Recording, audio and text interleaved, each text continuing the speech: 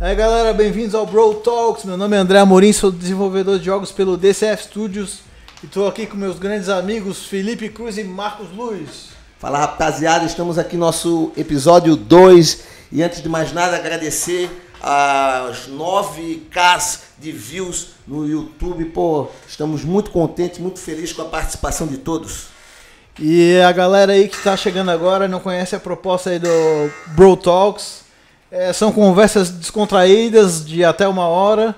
Então segue aí o canal, quem tá no YouTube dá o follow, quem tiver no Spotify dá o follow na trilha, porque a gente vai trazer aí muitos convidados. Semana que vem a gente tem aí o Lúcio Monte Alto, vamos ter o glorioso Queixada, que é um famoso aí na Ilha da Magia aqui de Floripa.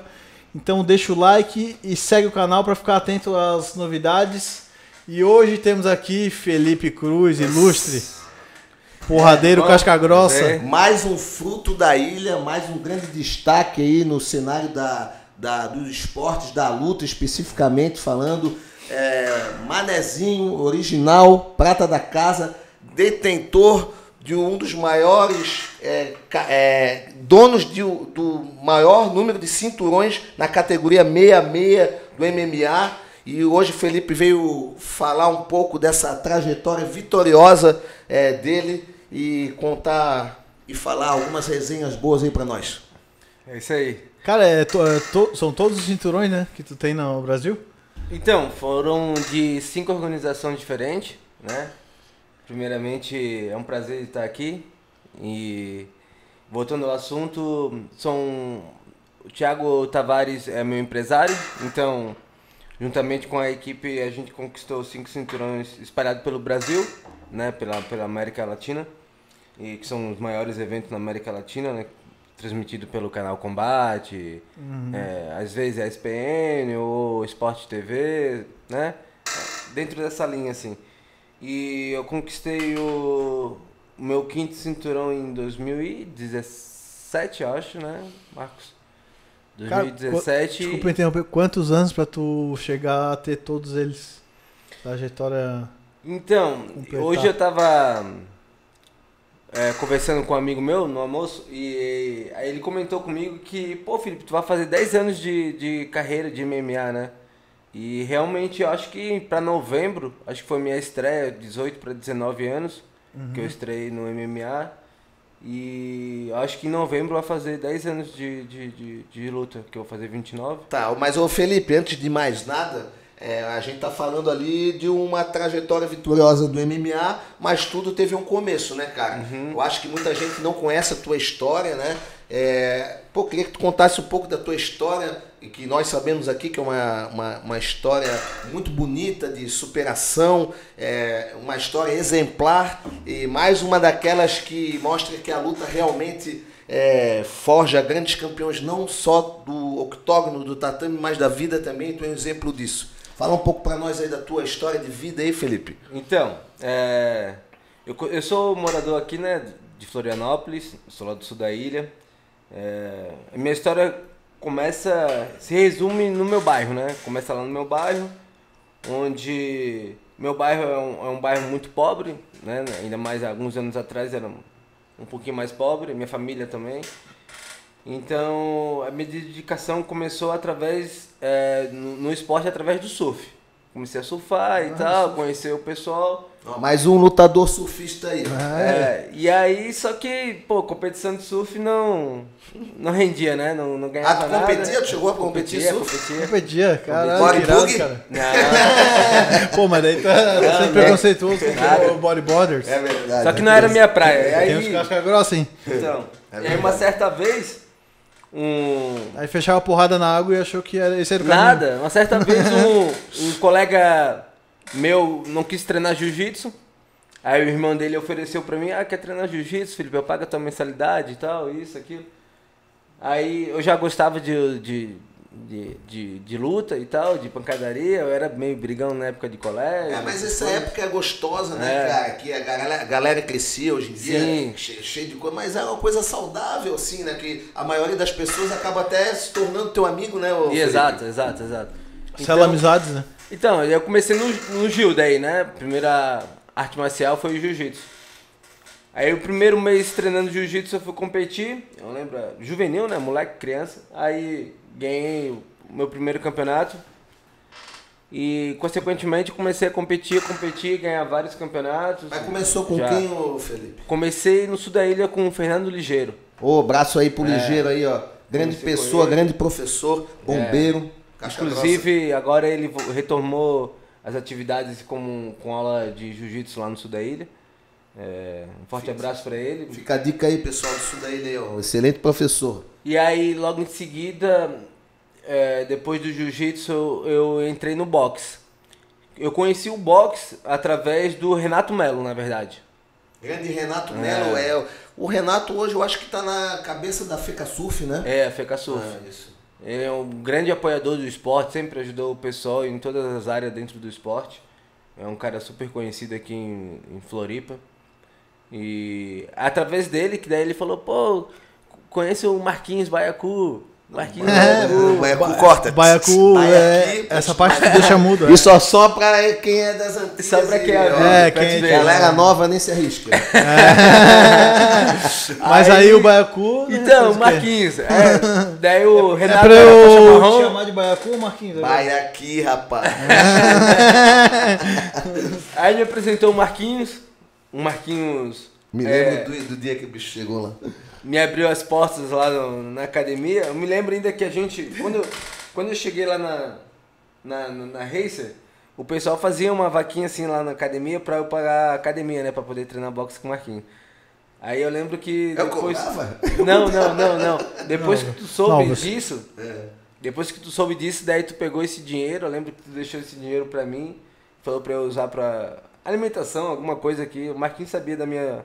Depois ele acabou me conhecendo, sabia da minha condição, que não era muito boa. E com o dinheiro desse que eu ganhava lá, dessa vaquinha, daí me ajudava na parte de alimentação aqui no centro. E porque eu estudava no colégio, no instituto, aqui que fica um colégio público estadual em Floripa. E através voltando ao assunto, através do Renato, daí me apresentou o Marquinho. O Marquinhos me abriu as portas lá, comecei a treinar boxe com ele quando eu tinha uns 14 anos, 13 para 14. E a gente trilhou um caminho de superação, né, cara? Porque realmente a gente não tinha nada, assim, tipo, tinha tudo, mas não tinha nada ao mesmo tempo. Tinha tudo porque a gente tinha vontade, a gente tinha talento dentro da academia também, tinha um pessoal ali que sempre se ajudava, o Feijão, até o Fernando vinha de Criciúma de vez em quando ajudar a gente. O grande Fernando, um grande nutricionista hoje em dia, 2 vezes vice-campeão brasileiro de kickboxing, nos ajudou muito. Grande abraço pro Fernando Moreira, o Tigre. Isso. E aí teve uma época também que o Rangel treinou muito tempo com a gente também, nos horários do meio-dia. Foi um parceiro nosso. Fazendo sparring e tal, treinou muito tempo com a gente. E quanta gente já passou por ali pela E academia. pra quem não sabe, o Felipe, ele teve uma carreira, não foi uma carreira muito longa assim no boxe, mas muito vitoriosa. O Felipe sempre mostrou muito talento no boxe. Até eu acho que se ele fosse se enveredar pelo caminho do boxe, eu acho que ele tinha um grande êxito. E ficou invicto, né? Eu acho que foi 8 lutas, 8 vitórias. Não, assim. foi 12 lutas, Foi 12 vitórias. Cara, tu vai ter que me ajudar aqui, que a minha memória não ajuda muito. Foram 12 lutas, 12 lutas de boxe, 12 vitórias.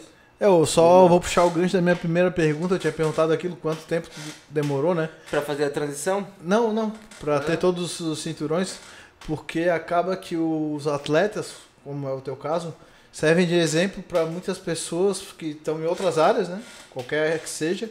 E às vezes são muito imediatistas, né?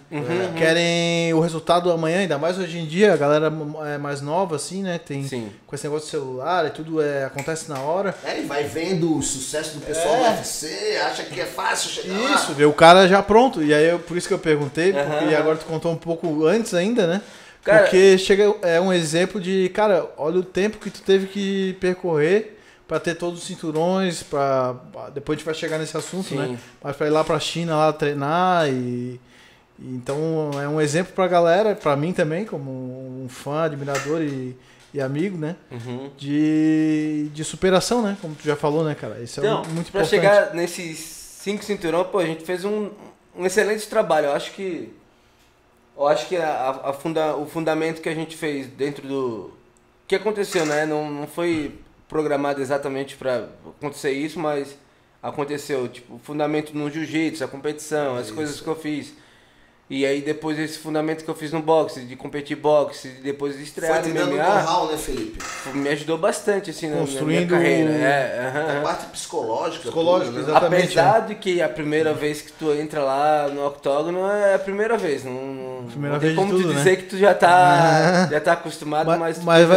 Mas o sentimento nunca some, né? É, tipo assim, mas tu aprende a lidar com ele, né? aprender a lidar. Ah, Eu sou um cara muito tranquilo, assim, pra luta, sabe? Eu fico muito na minha, respiro, não fico muito nervoso. Eu só quero as coisas que aconteçam do jeito que tem que ser. Tipo, sou meio chato de deixar tudo programado. Não gosto de ter erro. Mas eu não fico nervoso perante a luta, porque eu sei o que eu tenho que fazer, quais são os objetivos. Se der certo, deu, melhor, maravilha. Se der errado, a gente volta, corrige. Mas, Felipe, desde o momento que tu entrou no jiu-jitsu, entrou lá no boxe, tu tinha na tua cabeça, no teu objetivo, ser um campeão de MMA? Então, na verdade, eu comecei no jiu-jitsu e logo em seguida me apaixonei pelo jiu-jitsu, né? Foi minha primeira paixão. E aí... Só que naquela época, alguns anos atrás, o pessoal não ganhava dinheiro com jiu-jitsu. Hoje ainda é difícil, mas vamos chegar no ponto. Tem lugares aí no mundo que dá pra ganhar dinheiro com jiu-jitsu hoje. é. Mas antigamente não dava pra ganhar dinheiro. Nem com MMA, só que o MMA era mais valorizado que o jiu-jitsu. Querendo ou não, os caras pagavam R$200, no jiu-jitsu não dava um suplemento de 10 conto ali pra ti, Porra, por causa do não campeonato. Antigamente era assim mesmo. Um kimono, assim, que era raro, mas rolava e tal. E aí, como eu não via a esperança em ganhar dinheiro com o jiu-jitsu, eu logo em seguida entrei no boxe já pensando em complementar um com o outro e, pô, no futuro eu quero estrear Então, com 14 anos, tu já tinha ideia Já de tinha ser ideia. É. Na verdade, eu entrei no jiu-jitsu e aí, depois de passar aquela etapa de criança e tal, quando eu peguei a faixa azul, da verde pra azul, eu peguei azul, daí eu comprei azul, roxa, marrom e preta, Já comprou tudo Já porque, comprou tipo, os objetivos, era a meta. As faixas, massa. deixei as faixas tudo guardado. Inclusive, quando eu peguei a preta, a minha faixa preta não servia mais em mim, tinha que... Boa. porque era Eu tinha comprado já não quando dava, era- era moleque. E aí aconteceu a mesma coisa, quando eu entrei no boxe, eu entrei já focado pra quando fosse estrear no MMA, ter pelo menos a parte de trocação, né, de strike, né, ser um striker bom. Pô, e uma pergunta, cara, assim, tu competiu no jiu-jitsu, competiu no boxe e no MMA. E existiu algum momento assim que virou a chave que tipo, puta, agora eu entendi o MMA ou toda a bagagem já te fez com que tu chegasse lá na primeira luta e de certa forma, claro, primeira luta num esporte diferente é a primeira luta. Mas assim, a bagagem já te ajudou ou teve um momento, tipo, na segunda, terceira luta que tu aí sacou o MMA, entendeu? Porque ele é todo diferente, né? Porque o cara pode ser striker, te pegar no chão, te jogar, te chutar, diferente de uma luta puramente de boxe, né? Então, querendo ou não, ajuda, né? Ajuda, assim, autoconfiança, equilíbrio, porque tu já vem competindo, já vem ganhando uns campeonatos de expressão dentro da modalidade do jiu-jitsu ou do boxe.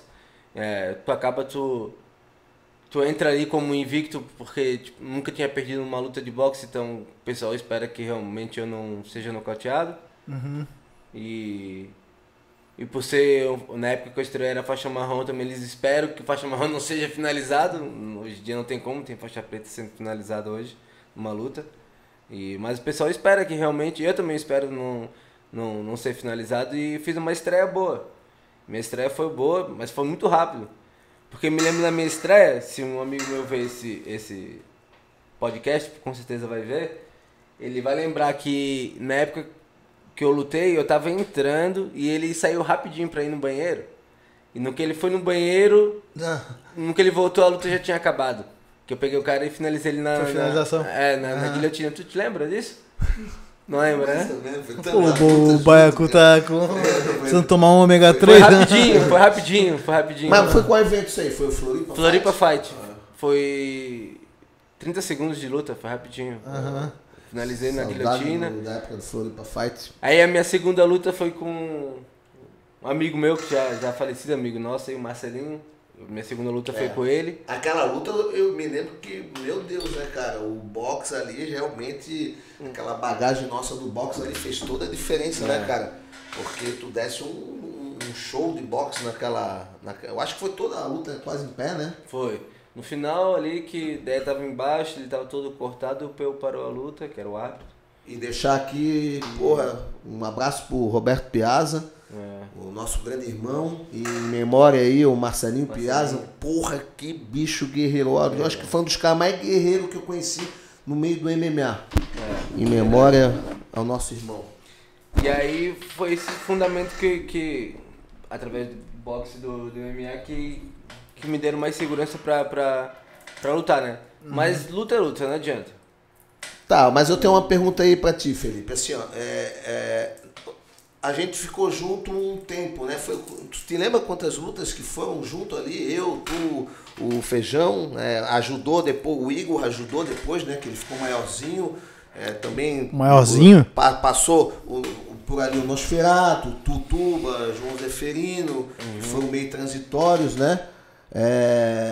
Eu acho que foram esses, né? Tinha um pessoal ali da academia também que ajudava. Mas quando tu ficou quantas lutas com a gente e a pergunta chegou num ponto que a gente viu que não dava para ir além mais sozinho ali, né? Né? A gente tinha muito fundamento, a gente teve grandes conquistas e a gente decidiu fazer essa mudança para Tim Tavares, cara. Fala para mim como é que foi essa transição de para Tim Tavares, que é uma grande escola de grappling, né? Eu acho que faltou um pouco isso na nossa época. Fala um pouco aí sobre isso aí, cara. Na verdade, eu acho que foi a melhor época da minha vida como atleta. Eu acho que foi lá na equipe da Tim Tavares. A gente tinha uma puta equipe. Era um celeiro de campeões. A gente era uma das melhores equipes do Brasil, realmente. Sim.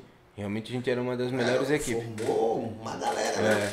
E foi muito bom, porque essa transição que eu fiz não saindo do Marquinhos, mas indo pra Tim Tavares. Continuando o trabalho. Continuando o trabalho, indo pra Tim Tavares, foi uma transição muito boa, porque lá já existia uma equipe há anos, entendeu? E já tinha profissionais que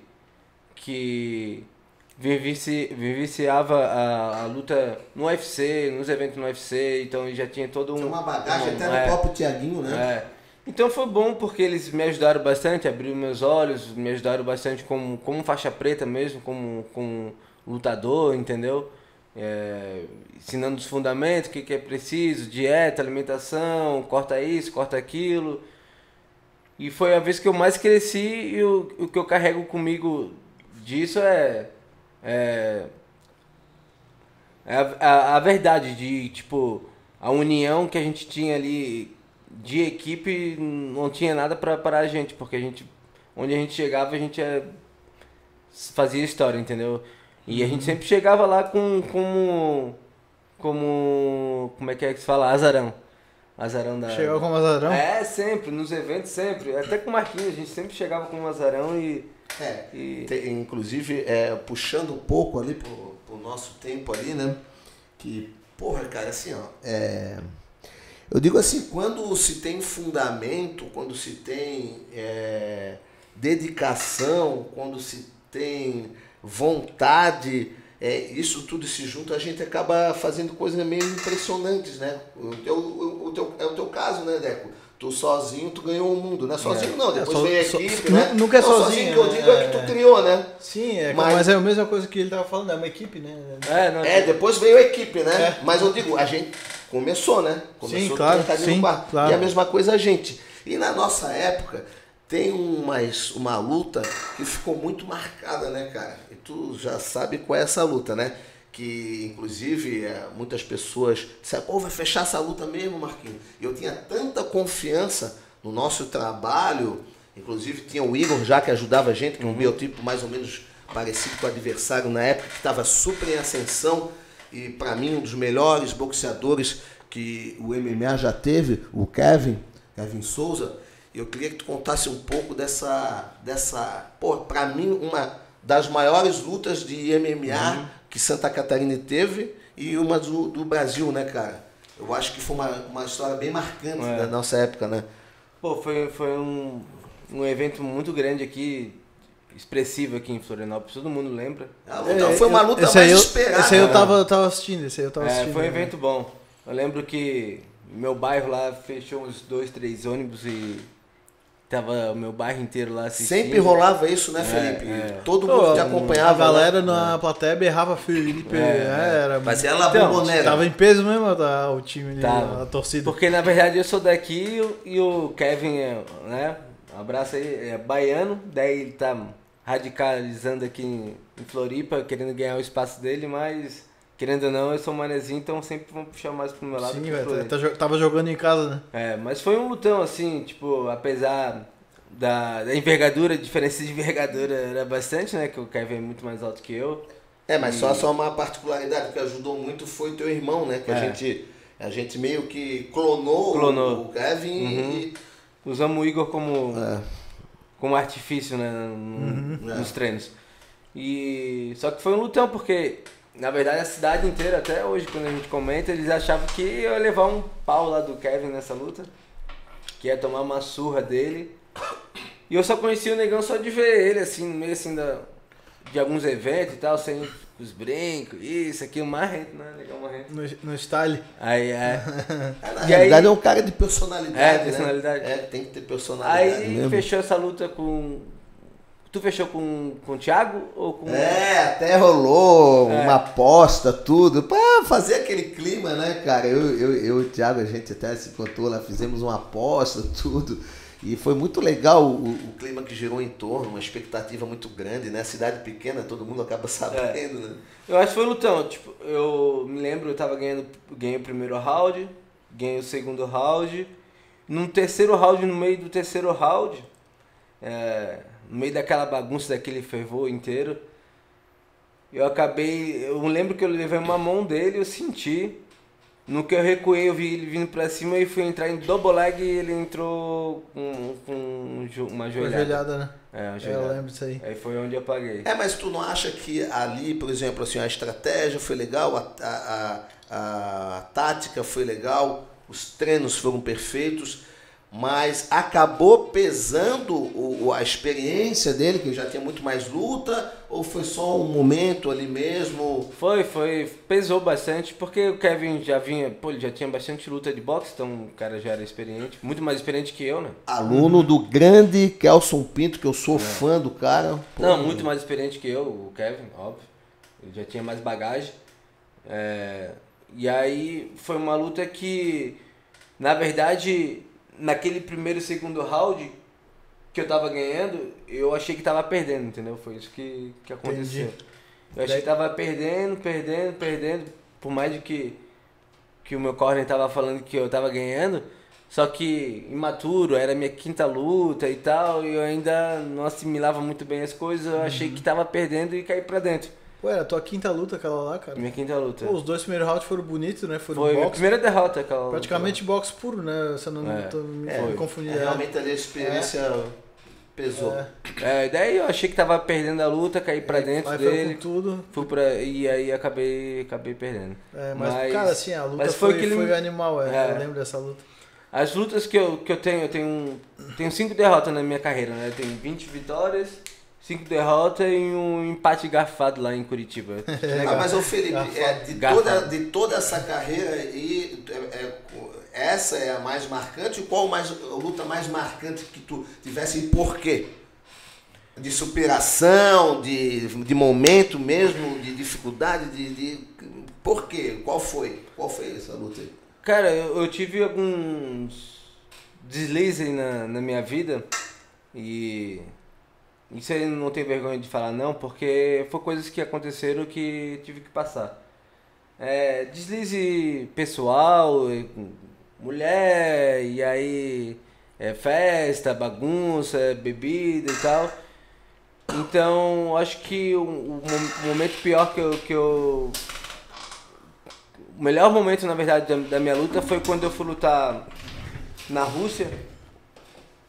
E eu lembro que eu tava nessa transição de ficar, sabe, com status alto, porque tem 5 cinturão, e aí tem um monte de mulher falando contigo na rede social, e bagunça, e... Gostou da festa, isso, aquilo. Pô, Felipe, é muito legal tu pegando um pouco desse gancho aí, tu falar sobre isso, porque a gente vê muito isso, inclusive futebol, não só no MMA, né? Que é esse pessoal que tu é um cara que saiu da pobreza mesmo e conquistou, né? Nos punhos tudo que tu tem. É muito legal tu tá falando isso, até fica como mensagem para essa galera aí, porque realmente, né, acabou subindo um pouco na cabeça, né? Sim. E aí, com tudo, né, com tudo isso, me passei um pouco. E aí quando eu fui lutar lá na Rússia, eu não tava muito bem treinado como deveria estar como tinha que recém ganhado um cinturão, eu tava treinado na ponta dos cascos mesmo, entendeu? Mas isso já na primeira luta, porque tu lutou na Rússia 3 lutas, né? Eu lutei 2 lá na Rússia e uma na Áustria. Mas eram as 3 no ACB, né? Na ACB. Mas a primeira tu ganhou, né? A primeira eu foi ganhei. Dura pra caramba. Foi dura, então. Essa aí que ele tá falando. Tá falando dessa aí que tu ganhou. Aí. Pô, foi uma superação, porque realmente o cara era duro, tava invicto. O moleque tava invicto maior que eu. E o cara tava nocauteando todo mundo, era um russo, e aí eu fechei a luta, falei que queria. Me lembro que meu inglês não era muito bom, lembra que eu conversei contigo sobre o contrato? Me mandava pra ajudar lá na... Mas Felipe, não só por isso, né, cara? Porque, pô, foi uma viagem longa, né? Uma viagem longa, Daguestão. Quantas horas de viagem pra chegar lá? Terra do Khabib, gente, foi lá pra terra do Khabib. Foi no Daguestão. Respira a luta, irmão. Animal, do lado da loucura. Chechênia, cara. Até falar uma particularidade aqui, muito engraçada, que quando a gente chegou na Rússia, né? Porra, a gente chegou e tinha um monte de exército, né? Todo mundo maquinado até os dentes. E eu assim, caramba, Felipe, porra é essa, maluco? Pô, é do lado da Chechênia, terra de só terrorista. E onde a gente ia, né, Felipe? Porra, ia um exército com a gente, cara. Cara, aí depois a gente ficou sabendo que tem uma ameaça lá de terrorismo, cara. Eu não falei isso pro Felipe, não sei se ele soube. Mas foi muito massa essa barca e foi demais. Eu lembro que vocês comentaram que perguntaram pros caras assim, pode ir lá, não sei onde, passear. Os caras disseram, não, melhor não ir. Perda de peso, a falta de... Não tava assim? na ponta dos cascos, porra, foi realmente... Então, daí, tipo, além do frio, por causa do horário, e por causa que era um ambiente religioso também, que eles são muito muçulmanos lá no Daguestão, então tem aqueles horários de reza deles, e, né, que o pessoal lá respeita muito, né, tipo, a cultura deles são muito assim, até de parar e rezar por causa do horário. Mas fora isso, continuando o assunto, foi muito dura essa luta, porque era um cara que era o Common Event, minha luta, a segunda luta principal da noite, e o pessoal achava que ele ia me nocautear. Só que eu botei um jab nele, alguns jab, eu acho que eu rachei o crânio dele aqui assim. Eu lembro disso aí, tu rachou o crânio do cara, né? Rachou o crânio dele. Jab entrando, não aí, depois daquele round em diante, eu sei disso porque depois o russo ele comentou comigo, que ele não aguentava de dor de cabeça, mas ele continuou. Pode ver, o russo é filha da puta, mano. Cabeça, crânio rachado e o moleque vindo pra cima de mim. A fama pelo menos tem, né? E aí veio. Eu lembro que no terceiro round eu tava botando umas mãos nele, ele já não tava mais aguentando levar soco na cabeça. Acho que o crânio rachado, dor de cabeça e os caralho. Ele foi mergulhar de cabeça pra dar double leg em mim de novo. Já tinha dado um double leg no primeiro round, que ele colocou pra baixo, mas eu mudei a situação. E aí no terceiro round, no que ele me grudou pra botar pra double leg de novo, eu engatei a guilhotina. Imagina a pressão na cabeça. Ele dormiu até, cara. Ele dormiu um pouco. Dormiu na guilhotina. Crânio rachado na pressão da guilhotina. Imagina, quase explodiu a cabeça. Os caras são... Não, eu me lembro que fez um silêncio e o Felipe naquele êxtase. O caralho, esses bichos vão matar a gente. Pô, velho. E lembro que eu fiz uma amizade lá na Rússia, a gente fez. E eu nunca encontro ele... O Haril? O Rafa. Ah, o Rafa Veiga, pô. A Veiga. É, isso, boa. Pô, eu fiz amizade com ele e ele... Pô, do nada tinha um brasileiro lá, tava lutando na Rússia. Isso. E daí tinha um brasileiro berrando, mete o pau, finaliza, não sei o quê. Rafa Veiga, valeu, Rafa. Um berrando, só que daí todo mundo falando do russo, o cara falando português. Tu vai entender o português ali, né? Sim, A gente óbvio. dava aula na Rússia, É, né? ele dava aula lá. Jiu-jitsu. E aí, trocamos ideia, a gente fez amizade lá na Rússia, a gente se encontrou na Espanha, daí depois a gente se encontrou... Ele que fez a liga pra ti lá É, na China? na China. Na verdade, ele tá agora agenciando pra mim, fazendo meus negócios. Ele ganha lá uma porcentagem. Tu vê, né, o que é o destino, né? Lá no, Claro, lá no cara. fiofó do mundo.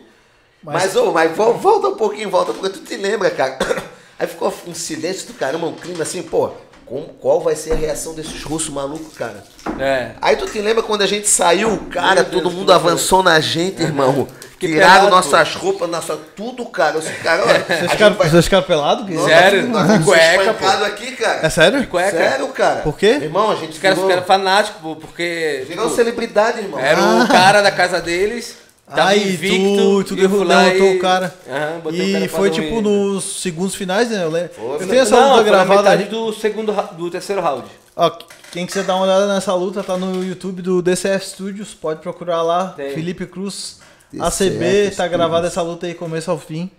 E o bicho saiu berrando pra câmera, Não, e né? muito Tita bom, Tavares, né? pô, Tá ligado? e Lembra? outra particularidade dessa barca, né?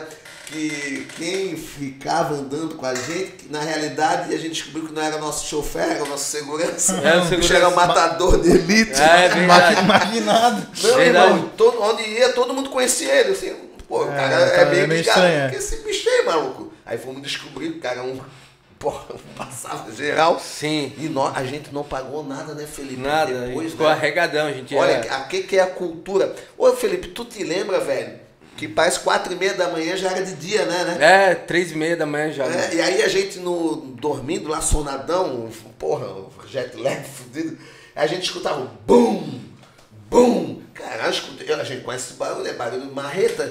As criancinhas novinhas, Novinha. maluco. Batendo uma reta. 10 Incrível. anos, 11 anos. Mas era crossfit? Não, isso aí é cross russo. Aí, É, né? cross porrada, A né? gente ficou num hotel que era um complexo de lutas. Todas as lutas tinham ali, inclusive o Felipe foi até convidado, né, pra ficar lá um pouco, né? Da aula lá, tudo.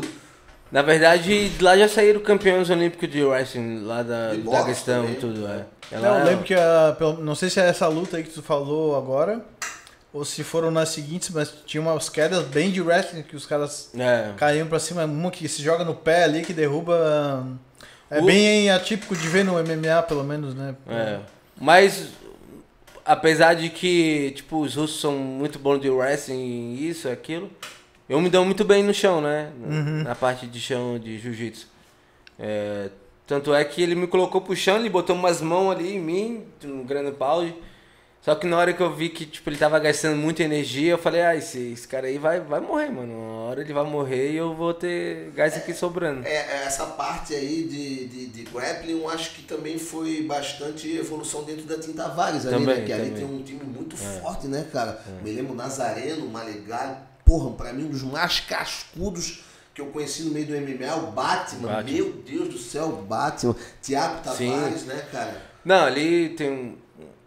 Dentro da equipe da Tim Tavares realmente tinha um time bom de grappling, de chão, de Gil. Tanto é que é raro tu ver um moleque da Tim Tavares ser finalizado. Eu nunca fui finalizado em nenhuma luta minha, nunca perdi no chão. Um abraço aqui pro professor Ricardo Bortoluzzi, grande amigo, líder da Ataque Duplo.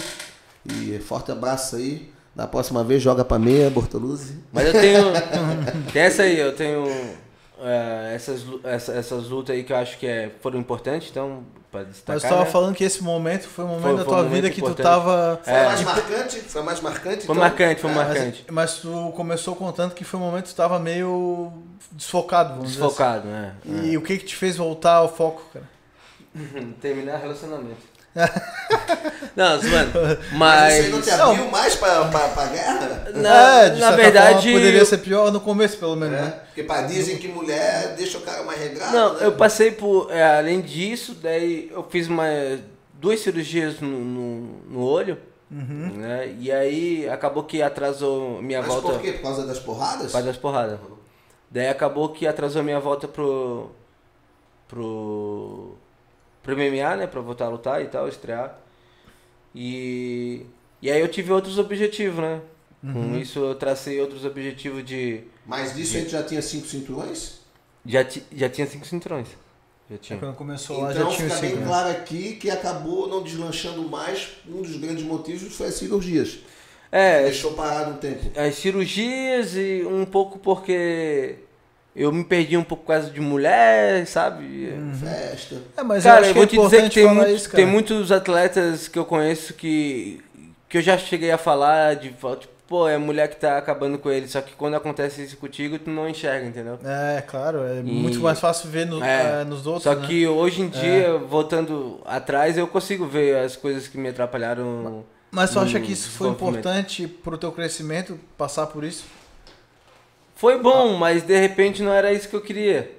Mas, Não, eu digo, mas de certa forma tu saiu disso mais forte e mais sábio. vamos mais dizer assim. sabe, mais sabe. Tá, mas e hoje em dia a gente vai ver o Felipe Cruz voltar aí pra porrada? Então, Vamos eu ver. tô conversando aqui com... Inclusive, alguns minutos atrás eu tava batendo um papo com Nazareno Malegari, um grande lutador, né, de alta expressão. E ele tá me fazendo um convite pra gente voltar à rotina dos treinos, já que eu tô aqui em Floripa, enquanto eu tô aqui pra poder lutar. Então eu acredito que eu tô traçando aí, voltei a treinar já faz um tempinho. E acredito que dentro de um mês e meio eu consigo fazer uma luta aí de novo. E tu voltando pra China também tem um objetivo de se manter lutador ou lá só vai ficar como professor mesmo? Não, lá, na verdade, lá na China eu quero me manter como os dois, né? Lutador e como... E como é que tu chegou a parar na China? Tu falou que foi pelo teu amigo... O Tu fez Rafael lá na Rússia, Vega, né? Rafael Vega, foi através dele. Apesar de, claro que foi por muita competência minha, né? Por causa do currículo que eu criei, por isso Então, que com me abriu certeza. as portas para poder entrar lá na certeza, China. abre a porta todo Como é que é? mundo. A sorte é a gente que faz, né? Mas claro que quero agradecer primeiramente a Deus e segundo ao Rafa, porque o Rafa que me abriu essas portas, entendeu? Inclusive a segunda porta. Eu tenho um contrato lá, eu tenho contato também lá na China de agentes que contratam pessoal brasileiro para poder dar aula lá. Só que eu acabei fechando com o Rafa, aí fechou uns negócios aí, uns valores que foram bacana e o Rafa tá me empresariando essa parte de dar aula lá na China. Eu pago uma porcentagem pra ele, que ficou justo pra mim, ficou bom pra mim. E já pra tá ele. falando chinês ou como é que Sem tá? falar Ni Hao, Ni Hao. Ni Hao é Mas oi. quando tu chegou lá a primeira aula, daí tu tinha um intérprete, como é que funcionava? Então, cara, eu cheguei lá com um inglês bem ruim, né? Que é só aquele inglês de oi, tudo bem? Um café da manhã. The book is on the table? E aí, na verdade, antes de sair daqui do Brasil, já indo lá pra China, eu peguei e fiz umas aulas de inglês, né? Estudando sozinho mesmo, em casa, YouTube, isso, aquilo. Eu acho que eu fiquei fazendo isso durante 2 meses. Aí cheguei lá na China, fiquei estudando bastante, eu via muita aula em inglês, de professores dando aula em inglês. E aí as coisas que eu aprendi em inglês, eu perguntava pro cara que era o russo, que dava aula lá, ele falava em chinês, e perguntava pra ele em inglês o que era isso em chinês. Daí ele me ensinava a parte em chinês, entendeu? Eu ia aprendendo, daí tipo, também foi assimilando. Eu ficava lá sentado, tipo, no tatame, e ficava assistindo as aulas dos outros professores, falando em chinês. Daí comecei a escutar, e depois de, sei lá, 3 meses escutando a mesma coisa, tu começa Assimila, né? a assimilar. É que nem um bebê como aprende, né? A mesma coisa, né? É o mesmo procedimento. Mas eu acho que a minha escola para aprender chinês foram as crianças. As crianças que me ensinaram bastante, entendeu? A gente trocando ideia, porque as crianças lá na China, elas falam inglês melhor do que os adultos até. Talvez por ser uma geração mais nova, Mais né? nova e eles falam muito bem inglês assim, conversa contigo, então tu consegue dar uma aula falando só inglês para as crianças, só que se tu for dar aula para os adultos, tu não consegue dar uma aula só falando inglês, tem que falar em chinês. eu consigo hoje em dia dar aula falando em chinês. Só que antigamente, no começo, tipo, eu falava inglês, daí o meu aluno falava em chinês, traduzia aquilo. Ele entendia inglês, Entendi. então traduzia. Tá, então na China tu dava aula pra criança e pra adulto. É isso? Mas tu tinha algum projeto ali de formar lutador dentro do MMA, do jiu-jitsu? Tu dava aula de quê? Conta aí pra nós como é o teu trabalho como professor lá. Então, meu projeto lá é educar as crianças, né? Saber os valores da arte marcial, e educação, e respeito, carrega tudo muito mais. isso, né? Eles são muito disciplinados, o pessoal lá, muito educado, tanto os adultos como as crianças. E o meu plano lá é forjar lutadores, porque não adianta, os pais lá botam os alunos pra sair na porrada, não é pra ficar no meio termo, entendeu? Tipo, vai competir, não tem essa de ficar em casa, tem que competir, tem que ganhar, e eles... Tu tava lá há quanto tempo? 2 anos? Ia fazer 2 anos. Já tinha alguém se destacando ali no... Tinha inclusive, tinha um moleque lá, a gente chamava, eu sempre apelidei, né, com os nomes chineses assim. Daí a gente chamava ele de novinho, né, o moleque lá. E ele era ele tinha meio que uma síndrome assim, tipo, quando ele chegou na academia, tá ligado? Tipo, não falava com ninguém, daí, tipo, tinha problema e tal. E hoje em dia é o mais duro lá da academia. Bate em todo mundo, ensina a posição pra todo mundo, mas era um cara, tipo, ruim mesmo. Mas pra MMA isso tu fala? Pra tudo, pra MMA, pra jiu-jitsu, ele era ruim, Marquinhos, tipo, assim, tipo, eu falei, cara, vou ensinar esse moleque aí a... Virou teu meta pessoal. Hoje em dia ele é um moleque que eu chamo pra fazer a posição, tipo, eu chamo ele pra fazer a posição comigo, ou pra ensinar, tipo, trocação, chamo ele pra fazer os negócios comigo. Além de tudo, ele era muito, muito, assim, tipo, reservado. Hoje em dia tem uma namoradinha lá na academia, tipo, tá namorando. Já os pais... botasse no mau caminho já, o guri. Não, os pais lá, tipo, apoiaram, entendeu? Os pais, um conhece o pai do outro, tem que passar por isso, não. Lá na China não... Lá é um pouco diferente, né? Como A que cultura foi é bem esse choque diferente, né? cultural, cara? O que tu mais sentiu? Pô, porque aqui em Floripa, pô, essa nossa liberdade, a tua casa, conhece todo mundo. Pô, como é que foi esse choque de morar na China? Até um monte de gente comentava, pô, será que o Vai Felipe aguentar? vai aguentar lá? Pô, o cara, né, tava aqui com tudo, né? 5 Pois é. cinturões, super Bagunça, popular, né? ilha. Imagina. Isso aí eu acho que te fez amadurecer muito, né, cara? Cara, e tipo, quando eu saí daqui, realmente, tipo, tinha amigos que já foram pra Alemanha, já foram pra Portugal, já foram pros Estados Unidos. E o pessoal sempre fala, pô, é muito foda, Felipe, não dá pra ficar lá, que aí verdade, me lembro vai disso ficar aí. 2 meses, tu não vai. Eu já ficava aqui, tipo, olhando, vamos ver se eu não vou conseguir ficar lá. E eu já Já foi como desafio, né? já tinha isso já como desafio, já, tipo... Já Quanto pra ficar, pra quanto mostrar mais que... dizia que não, mais daí que tu queria ficar. Daí, tipo, tu não vai conseguir ficar longe do pessoal. Meu irmão, eu moro sozinho desde os meus 12 anos de idade. Tipo, isso eu já carrego comigo. Então eu já sei... Eu já sou um pouco um cara... Eu conheço... Tipo, eu sou um cara mais afastado, assim, do Mais introspectivo, pessoal. né? Não sou um cara... Inclusive, o pessoal realmente, tipo, que é mais próximo de mim, pergunta, pô, e os teus irmãos, tua família e tal, tu não costuma ver eles? Não sou desleixado, como se fala, né? Mas eu acho que é da minha parte, eu acho que é porque eu passei por uma transição muito, muito difícil na minha infância, e acho que tive alguns traumas que realmente não foram trabalhados, né? Apesar de que a luta me ajudou bastante sobre isso. Mas eu tive alguns traumas na minha infância, né? Abandono de pais, né? Pela minha mãe e pelo meu pai, eu que me criei meus irmãos. Então eu sou um pouco mais afastado. Então quando eu fui lá pra China, eu já tinha essa ideia de viver sozinho. E como meus irmãos já estão encaminhados aqui em Floripa, então, tipo, agora é só viver.